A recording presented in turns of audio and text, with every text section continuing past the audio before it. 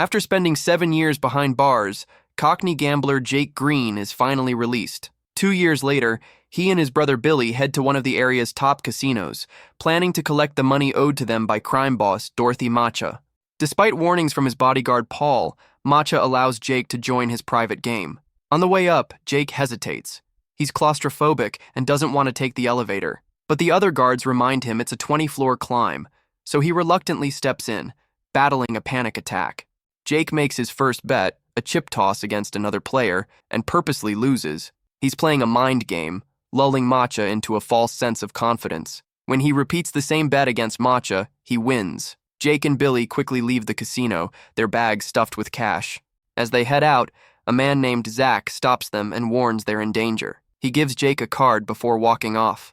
This time, Jake opts to take the stairs, but just as he's about to step down, he faints. The camera pans to the card, "Take the elevator." Jake is rushed to the hospital. Meanwhile, Matcha confides in Paul. He suspects Jake is back for serious revenge after 7 years locked up, especially considering what happened with his sister-in-law. He orders Paul to hire the best hitman available to take Jake out.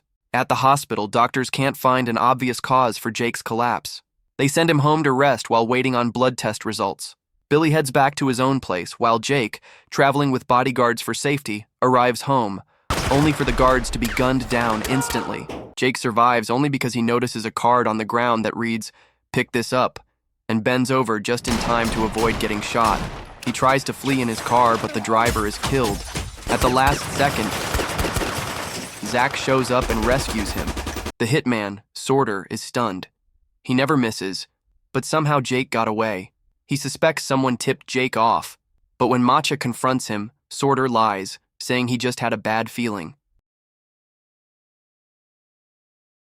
Zach brings Jake to meet his partner, Avi, who has already gotten a hold of Jake's medical records. The test results are in. Jake has a rare blood disease and only 3 days to live. Zach and Avi offer Jake protection, but under 2 strict conditions. He must give them all his money, and he must obey any request they make, including answering any question. They give Jake 3 hours to decide. He walks out silently, convinced they're trying to con him. Later, he gets the same diagnosis from the hospital. Still skeptical, he visits his private doctor, who gives him the same grim news. Jake pulls a gun on him to make sure he hasn't been bribed too. With no other option, Jake accepts the deal. He withdraws money from the bank and returns to Zach and Avi. As they drive, Avi explains they're loan sharks. Jake's cash will fund their business. They stop by their first client to hand out a loan. Afterward, Avi presses Jake to share his history with Matcha. Jake explains, Matcha once employed 3 idiots known as the 3 Eddies. Before a high-stakes game, they lost their card man. Knowing Jake was good, they pressured him to step in, threatening Billy's family if he refused. During the game, the other players started mocking Jake and his mother. Jake snapped, started a shootout, the power went out, and the money vanished. Next thing he knew, his name was dropped, and the cops were questioning him. To keep him quiet, Matcha's men threatened Jake's niece, and in the chaos, killed his sister-in-law when she tried to protect her daughter. Jake never told the cops that Matcha was behind the games. He did his 7 years in prison. While he was inside, the Eddies pissed off Matcha in some way, and Matcha had them buried in concrete. After visiting several clients, Zach sends Jake to stay at a motel for the night. Meanwhile, Matcha and Paul go to meet crime kingpin Sam Gold, known as the ultimate figure that every other crime boss aspires to be. But Gold never meets anyone in person, so they're instead greeted by his advisor, Lily Walker. She agrees to broker a powder deal with Matcha, but reminds him that Gold doesn't like publicity, and he doesn't give second chances.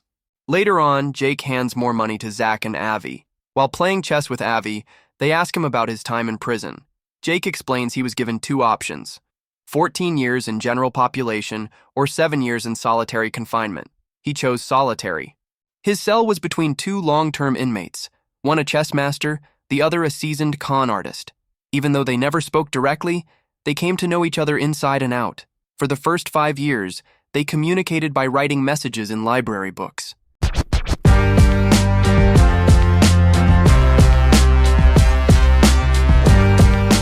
That's how Jake learned their formula for winning at any game. The 2 men were planning an escape and promised to take Jake with them, but when they finally made their move, they vanished without a trace, leaving Jake behind. 2 years later, Jake got out and discovered the 2 had stolen all his money. All they left him was a note that read, "You can only get smarter by playing a smarter opponent." Jake started using their formula to make a fortune in casinos. As time goes by, Jake continues loaning his own money to clients, threatening them if necessary.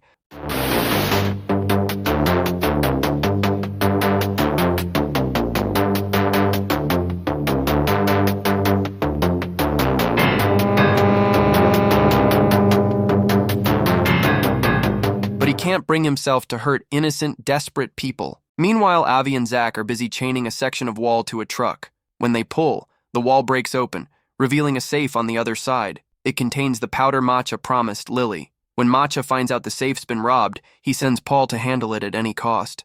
Paul reaches out to Triad boss Lord John, a rival kingpin, who agrees to sell them the powder on very short notice, but at a ridiculously high price. Jake, Zach, Avi, and their crew head to the hotel where the exchange is supposed to happen. They sneak into a room next to the thugs, drill a hole in the wall, and pump in sleeping gas. Once both Matcha's and John's crews are knocked out, they steal both the powder and the money, setting it up to make it look like Matcha robbed John and vice versa. Sometime later, Jake gets a call from Billy, who warns him that he's been asking around, and even Sam Gold won't go near Zach and Avi. He tells Jake to get out while he still can, but Jake doesn't listen. He goes back to work, where he's expected to threaten a frightened client. Instead, Jake turns the gun on Avi, but realizes the gun is empty just before Avi knocks him out. Jake wakes up hours later back in the motel and gets a call from Avi. He tells Jake he's survived his third day and should go get a checkup. After a visit from his niece and Billy, who leaves Jake a gun just in case, Jake sees his doctor. The doctor tells him the original diagnosis was wrong. Jake is perfectly healthy.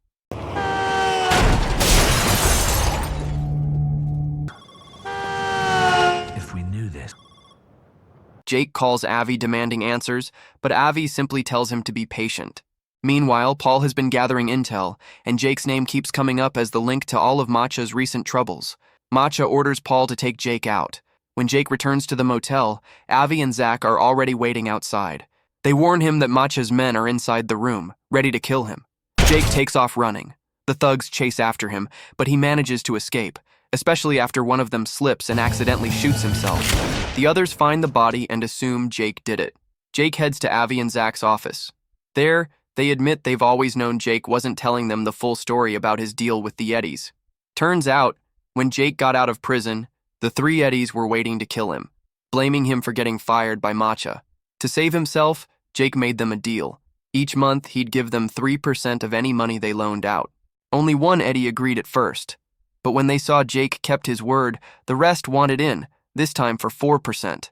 In reality, Jake was paying each Eddie with another Eddie's money, so he wasn't losing anything himself. Eventually, the Eddies ran out of cash to lend, so they borrowed from Matcha. That's when Matcha got curious about the mystery man behind their sudden wealth. After using the formula to win big and get rich, Jake decided it was time for a break. He took a vacation with his brother and niece, and that's when Matcha killed the Eddies for not paying back the money they owed him. Meanwhile, Matcha's enjoying dinner at a high-end restaurant when his henchmen arrive to inform him that Jake has escaped.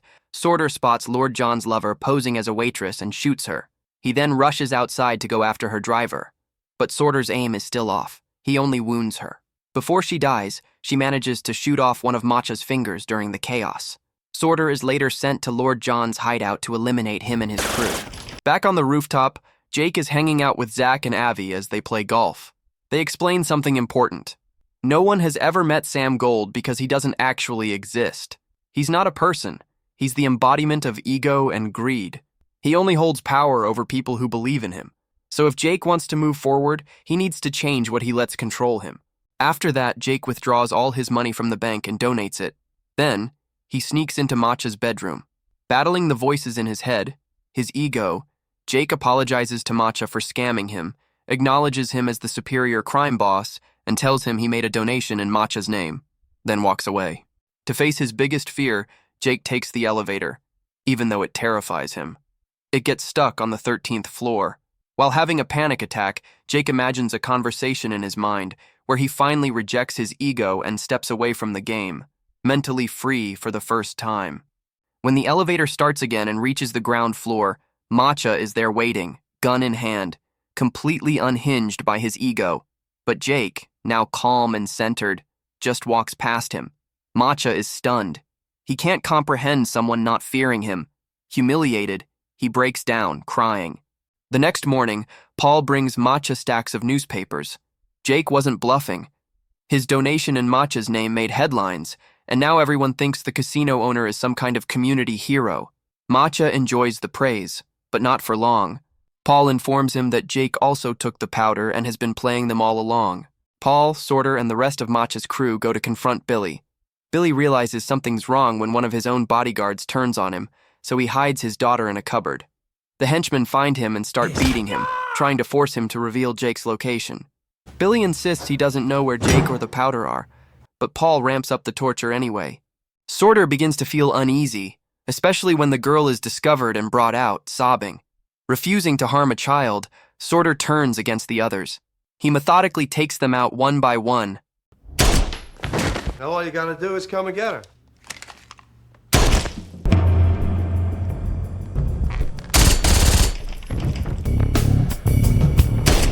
But in the end, he slips up and is killed too. Back with Matcha, he's visited by Lily, who delivers a wreath from Sam Gold. Gold is furious that Matcha's name is splashed all over the news. He despises attention. Lily coldly tells Matcha his time is up, and there won't be a second chance. Matcha spirals into another breakdown. Avi and Zach bring Jake, along with the powder, back to Matcha's casino. There, Avi finally beats Jake at chess and reveals one last truth. He and Zach were the two men in the cells next to Jake's during his prison time. They always wanted to take him with them, but he hadn't been ready to accept the truth. The implication? Avi and Zach may have never existed outside Jake's mind. They were a part of his journey, not real people. Jake doesn't have time to process this revelation because suddenly the casino's guards arrive and take him to Matcha, who now has Jake's niece. Jake drops the powder on the floor and calmly tells his niece that everything will be okay. This enrages Matcha, who's holding a gun to the girl, and still Jake shows no fear. The final humiliation sends Matcha's ego into a tailspin. The voices in his head conclude that Jake can't be hurt, because in their minds he's already dead. That's when Matcha turns the gun on himself and pulls the trigger. Subscribe for more videos like this, turn on notifications, and leave a like to support the channel. Thank you for watching.